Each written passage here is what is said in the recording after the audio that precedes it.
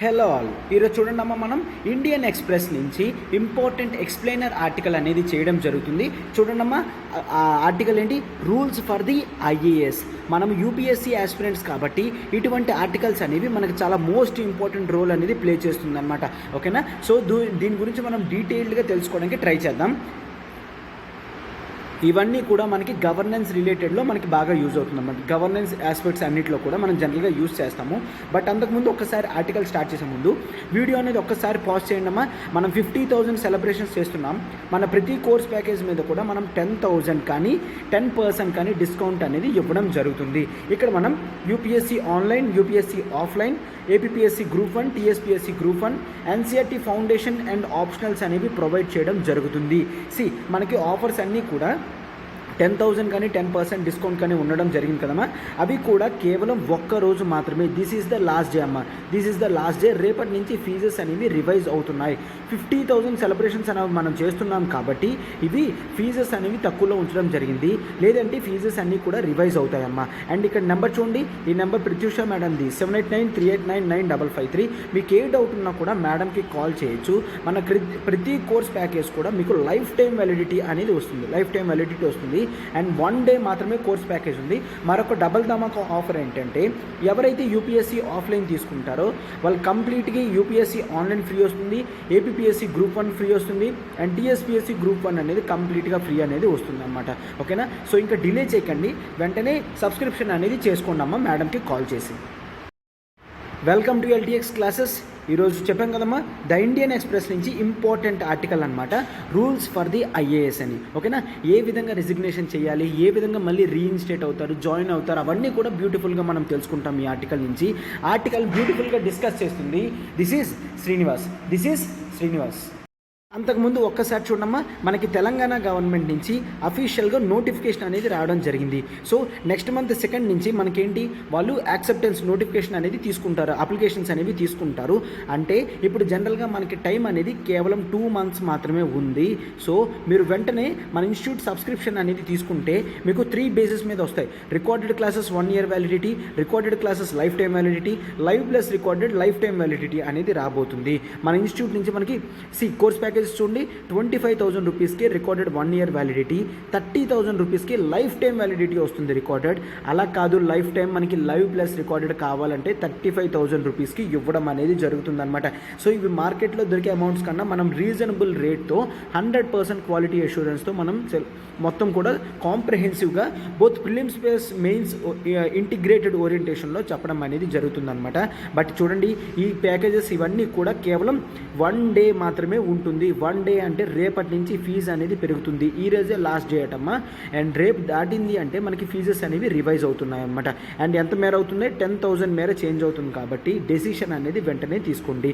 ఇక్కడ నెంబర్ చూడండి, నెంబర్ ప్రత్యూష మేడంది. మీకు ఏ డౌట్ ఉన్నా కూడా మ్యామ్కి కాల్ చేస్తే సరిపోతుందమ్మా. మ్యామ్ మీకు ఏ డౌట్స్ ఉన్నా కూడా సాల్వ్ చేస్తారు. సో డిలే చేయకండి అమ్మా.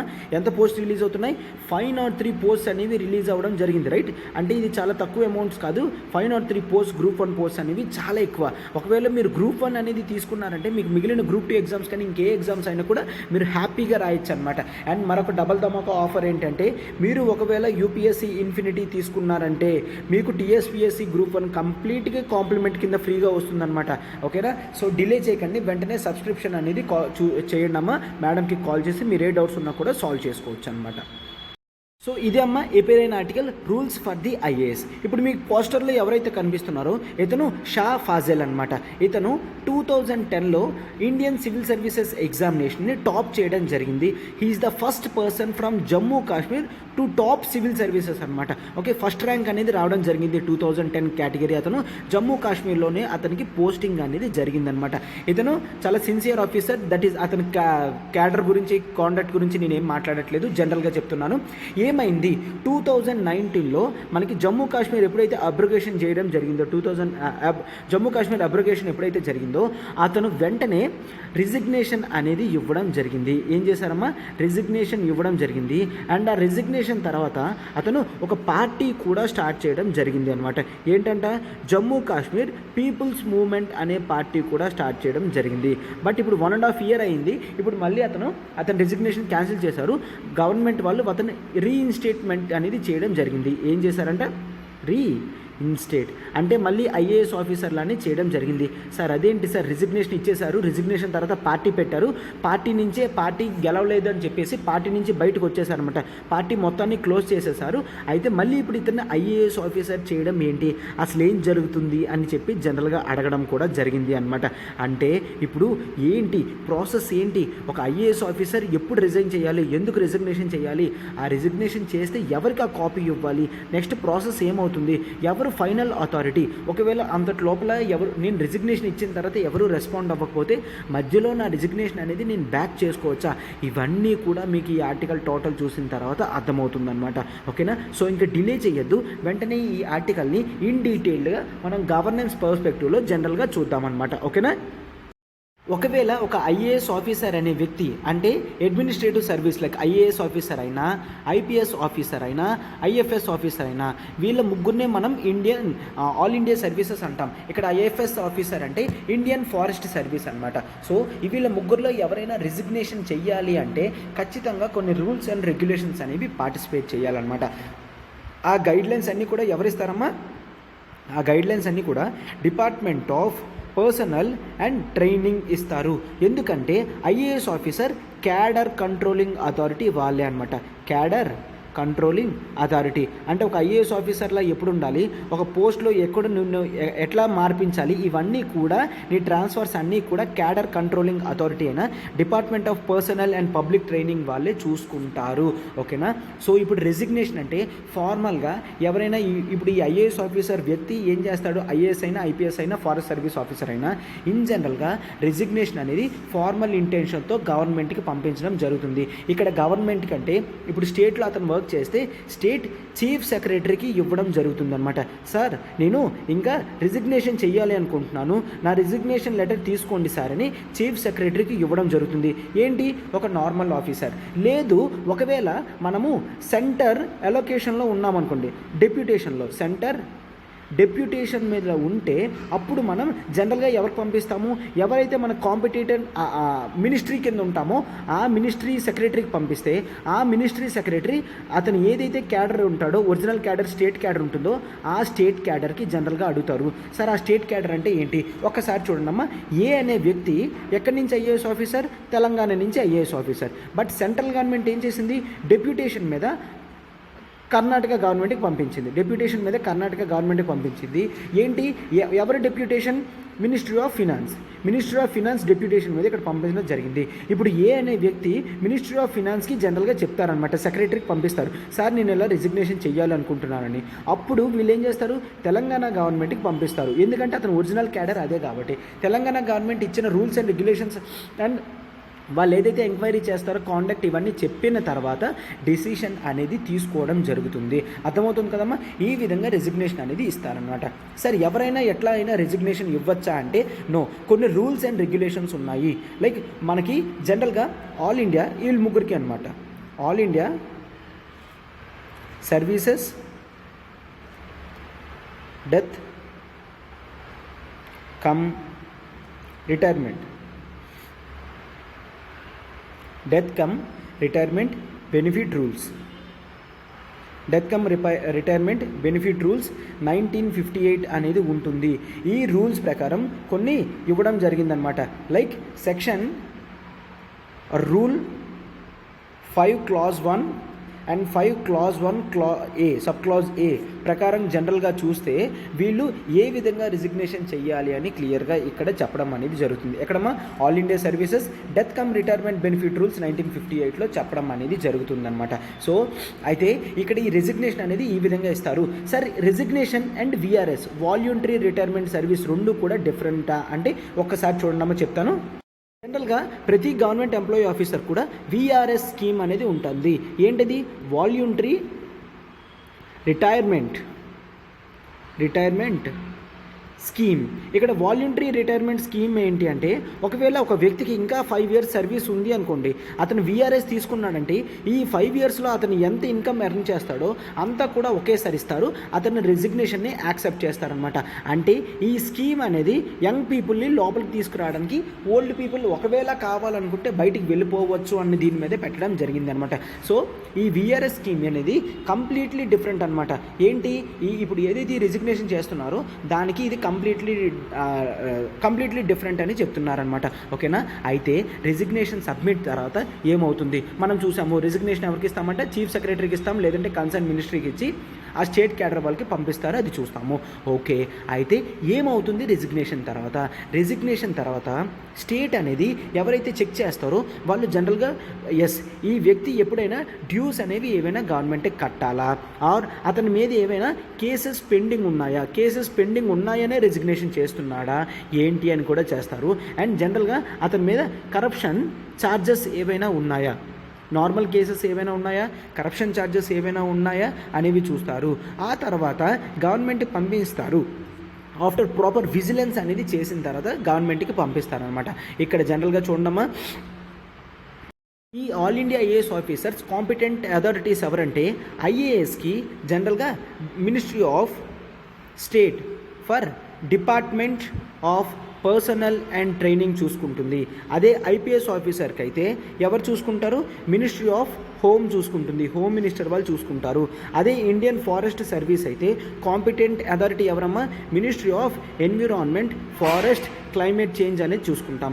ఈ కాంపిటెంట్ అథారిటీస్ వాళ్ళు ప్రాపర్ విజిలెన్స్ చేసిన తర్వాత అప్పుడు గవర్నమెంట్కి చెప్తారు, అప్పుడు గవర్నమెంట్ డెసిషన్ అనేది తీసుకుంటుంది అని చెప్పి జనరల్గా చూస్తామన్నమాట. ఓకే. అయితే ఇప్పుడు జనరల్గా డిపార్ట్మెంట్ ఆఫ్ పర్సనల్ ట్రైనింగ్ ఎవరి కంట్రోల్లో ఉంది, ప్రైమ్ మినిస్టరే ఆ పోస్ట్ ఉంచుకోవడం జరిగింది. కాబట్టి ఇప్పుడు ఏ డెసిషన్ అయినా కూడా ఐఏఎస్ ఆఫీసర్స్ గురించి ప్రైమ్ మినిస్టరే జనరల్గా తీసుకుంటున్నారనమాట. ఓకేనా. మనం జనరల్గా చూస్తే ఎటువంటి టైంలో రెసిగ్నేషన్ అనేది యాక్సెప్ట్ చేయొచ్చు ఆర్ రిజెక్ట్ చేయొచ్చు అని కూడా జనరల్గా చూస్తే డిపార్ట్మెంట్ ఆఫ్ పర్సనల్ ట్రైనింగ్ వాళ్ళు 1988లో కొన్ని సర్క్యులర్స్ అనేవి ఇష్యూ చేయడం జరిగింది. ఆ సర్క్యులర్స్ ఏంటో ఒక్కసారి చూడండి అమ్మా. అయితే ఈ 1988 సర్క్యులర్స్లో ఏం చెప్పడం జరిగింది అంటే, గవర్నమెంట్ అనేది డెసిషన్ తీసుకుంటుంది ఏంటంట, ఆ రిజిగ్నేషన్ని యాక్సెప్ట్ చేయాలా ఆర్ రిజెక్ట్ చేయాలా అనేది. ఓకేనా. అండ్ ప్రతిదీ కూడా సర్కమ్స్టాన్సెస్ చూసి ప్రతిదీ నిర్ణయం తీసుకుంటుంది అని చెప్తారనమాట. సో ఇప్పుడు జనరల్గా సర్క్యులర్ ఏం చెప్తుంది అంటే, ఒకవేళ గవర్నమెంట్ సర్వెంట్ అనేవారు సస్పెన్షన్లో ఉన్నారు అంటే, సస్పెన్షన్లో ఉన్నప్పుడు రిజిగ్నేషన్ అనేది అప్లై చేస్తే అప్పుడు అతని మీద ఏదైనా డిసిప్లినరీ కేసెస్ ఉన్నాయా అనేది చూస్తారు. Disciplinary cases.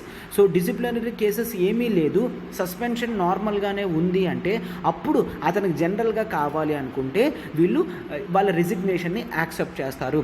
Sir disciplinary charges అంటే ఏంటి? ఇప్పుడు ఒకవేళ చూడండి, ఒక హయ్యర్ అథారిటీ అంటే ఫర్ ఎగ్జాంపుల్ చీఫ్ సెక్రటరీ ఒక ఐఏఎస్ ఆఫీసర్కి ఒక వర్క్ చెప్తాడు, చెప్పిన ఐఏఎస్ ఆఫీసర్ చేయడు. సో మళ్ళీ చీఫ్ సెక్రటరీ వాళ్ళు చెప్తారనమాట, నువ్వు ఒకవేళ తీసుకోకపోతే, నేను చెప్పిన వర్క్ నువ్వు చేయకపోతే డిసిప్లినరీ యాక్షన్ తీసుకుంటాను ఆయన చెప్పినప్పటికీ కూడా ఈ ఐఏఎస్ ఆఫీసర్ విన్నాడు. అప్పుడు అతని మీద సస్పెన్షన్ అనేది ఉండి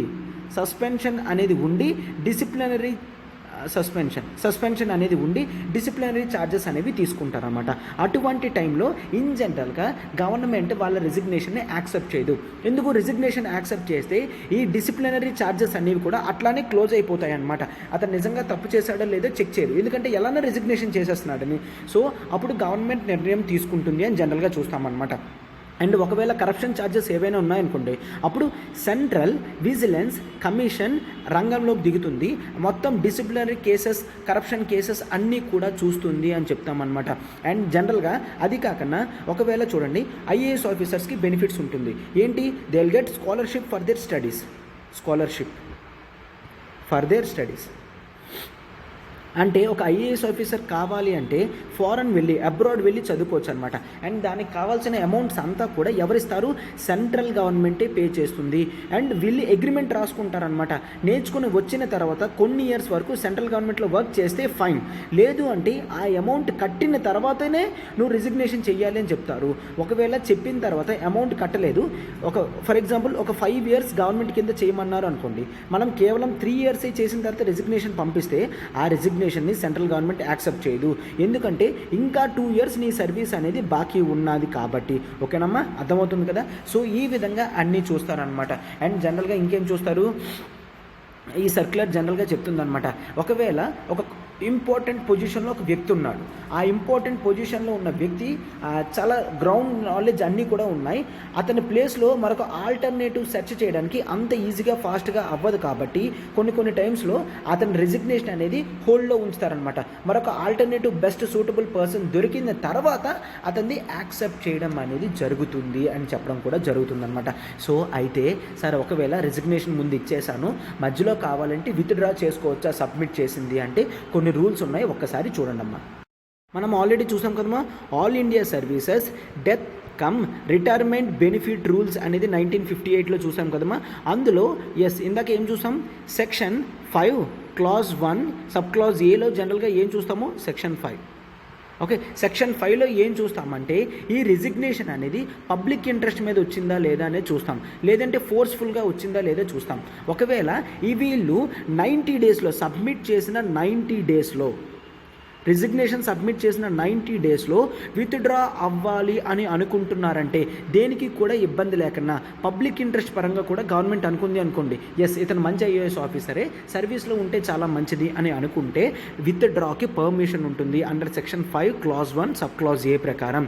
and next same amendment rules ఏం చెప్తుంది అంటే, ఒకవేళ ఏదైనా వ్యక్తి రిజిగ్నేషన్ చేసేసి అండ్ ఆ వెంటనే ఏం చేస్తాడంట, ఒక పొలిటికల్ పార్టీలో స్టార్ట్ అవ్వడం కానీ, ఓకేనా, యాక్సెప్ట్ చేయలేదు, రిజిగ్నేషన్ ఈరోజు ఇచ్చేసాను, బట్ నాకు యాక్సెప్టెన్స్ చేయకముందే నేను ఒక పొలిటికల్ పార్టీకి సపోర్ట్ చేస్తున్నాను, ఒక పెద్ద గవర్నమెంట్ అంటే లైక్ ప్రైవేట్ ఆర్గనైజేషన్లో స్టార్ట్ అయ్యాను, పాలిటిక్స్లో మెంబర్షిప్ వచ్చింది, కొత్త పార్టీ స్టార్ట్ చేశాను, అట్లాంటివి ఏవైనా జరిగితే అతని రిజిగ్నేషన్ అనేది విత్డ్రా చేసుకోవడానికి ఛాన్స్ ఇవ్వరు అని చెప్తున్నారనమాట. ఏంటి, రిజిగ్నేషన్ ఇచ్చిన తర్వాత సైలెంట్గా కూర్చున్నాను, వాళ్ళు ఏ రెస్పాన్స్ అవ్వట్లేదు, అప్పుడు నా నుంచి తప్పేం లేదు కదా, నేను మళ్ళీ జాయిన్ అవ్వాలని నేను అనుకున్నాను అనుకోండి, అప్పుడు నేను జాయిన్ అవ్వచ్చు అని జనరల్గా చెప్తుంది అనమాట ఈ రూల్స్ రెగ్యులేషన్స్. అండ్ నెక్స్ట్ ఇప్పుడు ఈ కేసు కూడా చూస్తే షా ఫజల్ అనే వ్యక్తిని అతను ఏం చేశారు, 2019లో రెసిగ్నేషన్ అనేది ఇచ్చారు. సో రెసిగ్నేషన్ ఇచ్చిన తర్వాత గవర్నమెంట్ ఇంతవరకు కూడా ప్రాసెస్ చేయలేదు. అండ్ సెంట్రల్ గవర్నమెంట్ దగ్గర డేటాబేస్ అనేది ఉంటుంది ఐఏఎస్ ఆఫీసర్లో, ఆ లిస్ట్లో ఇతని పేరు తీయలేదు, అప్పటి నుంచి కూడా ఇప్పటిదాకా కంటిన్యూషన్ అవుతూనే ఉంటుంది. అండ్ ఇతని మీద కొన్ని ఛార్జెస్ అనేవి రావడం జరిగింది, ఆ ఛార్జెస్ అన్నీ కూడా క్లోజ్ అయిపోయాయి. సో ఇతని మీద ఛార్జెస్ అనేవి లేదు, క్లోజ్ అయిపోయాయి. అండ్ నెక్స్ట్ ఇతని డేటాబేస్లో కూడా ఇతని పేరు తీయలేదు. అండ్ నెక్స్ట్ జనరల్గా ఏంటి, ఇమ్మూవబుల్ ప్రాపర్టీ రిటర్న్స్ అనే కాన్సెప్ట్ ఉంటుంది, ఇమ్మూవబుల్ ప్రాపర్టీ రిటర్న్స్. ఈ ఇమ్మూవబుల్ ప్రాపర్టీ రిటర్న్స్తో ఏంటి అంటే ఎవ్రీ ఇయర్ కూడా ఐఏఎస్ ఆఫీసర్ దీని రిటర్న్స్ అనేవి సెంట్రల్ గవర్నమెంట్కి సబ్మిట్ చేయాలి, ఒక వెబ్సైట్ ఉంటుంది, ఆ వెబ్సైట్లో సబ్మిట్ చేయాలన్నమాట. బట్ ఇక్కడ చూస్తే అతను లాస్ట్ 2017లోనే సబ్మిట్ చేయడం జరిగింది, ఇంతవరకు సబ్మిట్ చేయలేదు. బట్ ఇక్కడ జనరల్గా గవర్నమెంట్ ఏంటి, ఈ వైలేషన్కి కూడా యాక్సెప్ట్ చేసి ఇతన్ని రీఇన్స్టేట్ చేసింది. రీఇన్స్టేట్ అంటే మళ్ళీ ఐఏఎస్ ఆఫీసర్గా బాధ్యతలు అనేవి అప్పగించింది. ఇతను తీసుకోవడం కూడా జరిగిందనమాట. ఇప్పుడు ఇతను తీసుకోవడం కూడా జరిగింది. చాలామంది ఏం చెప్తున్నారంటే అతని లక్ అతన్ని ట్రై చేశారు. ఏంటి, 1.5 year అనేది పొలిటికల్ పార్టీ ఎస్టాబ్లిష్ చేసి చూశారు, బట్ ఎటువంటి సపోర్ట్ కూడా రాలేదు అని చూసిన తర్వాత అతను క్లియర్గా దీన్ని ఆపేయడం జరిగింది. అండ్ సెకండ్ ఛాన్స్ అనేది గవర్నమెంట్ ఇచ్చింది అన్న విధంగా అతను తీసుకోవడం అనేది జరిగింది అనమాట. సో అర్థమైంది కదమ్మా, ఎప్పుడు రిజిగ్నేషన్ ఇవ్వచ్చు, ఒకవేళ గవర్నమెంట్ కావాలంటే మనల్ని మళ్ళా పనిలో పెట్టుకుంటుందా, రీఇన్స్టేట్ అనేది చేసుకుంటుందా, ఏమేమి జరుగుతుంది, ప్రాసెస్ ఏంటి, కాంపిటెంట్ అథారిటీ ఎవరు, ఇవన్నీ కూడా మనం క్లియర్గా ఈ ఆర్టికల్లో చూడడం అనేది జరిగింది అమ్మ. సో ఇటువంటి ఆర్టికల్స్ అనేవి మీకు గవర్నెన్స్ పర్స్పెక్టివ్లో చాలా ఇంపార్టెంట్. అండ్ రేపొద్దున మీరు ఐఏఎస్ ఆఫీసర్ అయితే రూల్స్ ఎలా ఉంటాయి, రెగ్యులేషన్స్ ఎలా ఉంటాయి అనేది కూడా మీకు ఓవరాల్ నాలెడ్జ్ అనేది వస్తుందన్నమాట. అండ్ చూడండి అమ్మ, ఈ ఆర్టికల్ వెనుక మనకు చాలా హార్డ్ వర్క్ అనేది ఉంది, ప్రతి ఆర్టికల్ కూడా మనం హార్డ్ వర్క్ చేస్తాము. సో మీ వాల్యుబుల్ ఫీడ్బ్యాక్ అనేది కింద కామెంట్ బాక్స్లో పెట్టండి అమ్మా.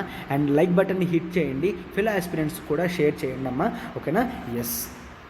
ఒకసారి మన కోర్సెస్ ఆఫర్డ్ ప్యాకేజెస్ ఏంటో చూడమ్మా. Government jobs PSC, UPSC infinity, APPSC, TSPSC ఇస్తున్నాం. And higher education MBA courses CAT, GRE, GMAT ఇస్తున్నాం. And non government PSC jobs RBI grade B assistant, SBI PO clerk, IBPS PO clerk, SSC CGL CHSL, RRB NTPC అనేది మనం ఇస్తున్నాం అనమాట. And మన ప్రతి course package కూడా life time validity అనేది ఉంటుంది, అండ్ ఇక్కడ నెంబర్ చూడమ్మా 7893899553. ఈ నెంబర్ ప్రత్యూష మేడంది. మీకు ఏ డౌట్ ఉన్నా కూడా మ్యామ్కి కాల్ చేసి మీరు ఇష్యూస్ అనేవి సాల్వ్ చేసుకోవచ్చు. అండ్ సబ్స్క్రిప్షన్ కూడా మ్యామ్కి కాల్ చేస్తే సరిపోతుంది అనమాట. ఓకేనా? Yes, thank you.